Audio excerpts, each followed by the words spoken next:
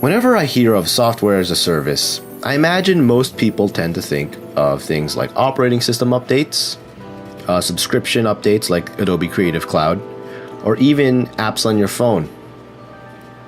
I like to think of the concept being applicable to modern competitive gaming as well, like MOBAs, constantly being tweaked, adjusted, and fine-tuned over time to build toward a better overall game experience. I do wonder though, does it really? In competitive gaming, you have the upper hand when you understand the game, its various systems, and both your and your opponent's options all at once. It's a combination of macro and micro level thought that gives you the edge when playing a game. For example, in soccer, the best players are aware of the positioning of everyone on the field, but also have extremely good ball handling when dealing individually with opponents. You need a lot of practice and study in order to really get those two different types of understandings and how to apply them. And video games aren't really any different. So why then are modern competitive games updated the way my computer's operating system is, with the game constantly changing? Ideally, in my opinion, the system and rules of a game are left static and unchanged, so that the players really get to study them, break them down, and internalize them so that they can better their understanding of the game, their execution, and how to exploit their opponents.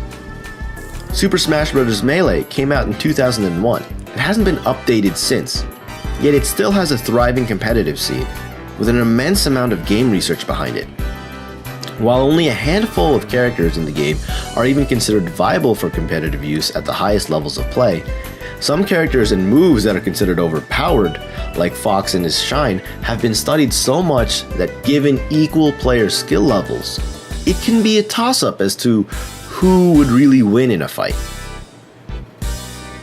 On the other hand, if something is excessively overpowered, like a certain someone from a certain sequel, then the means to update and change it are there, then why not? Development does not have nearly enough time to check every possible scenario in a game and can't account for how an involved player base will create new emergent gameplay. So it's reasonable to expect a developer nowadays to update and fix the game over time. It certainly helps when those updates remove game-breaking bugs, and I certainly do appreciate it. But what those updates also introduce is this state of constant flux, meaning that if players do have problems within a game, a future patch could potentially address those problems, eliminating the need to buckle down and dig for a solution. It's an entirely different mindset than the decades-long struggle that the competitive Melee scene has had, where since there have been no updates, any problems people do have require people to think outside of the box and discover within the existing system how to overcome their problems. The competitive games that do have updates and manage to evolve over time have to deal with an entirely different mindset of how people deal with problems. Personally, I like to lean towards static games where the gameplay isn't changed as much.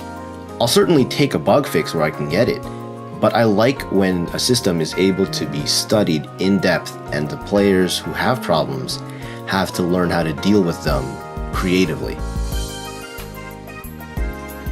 Let me know what you think in the comments below, whether you agree with me, disagree with me, you have any other thoughts.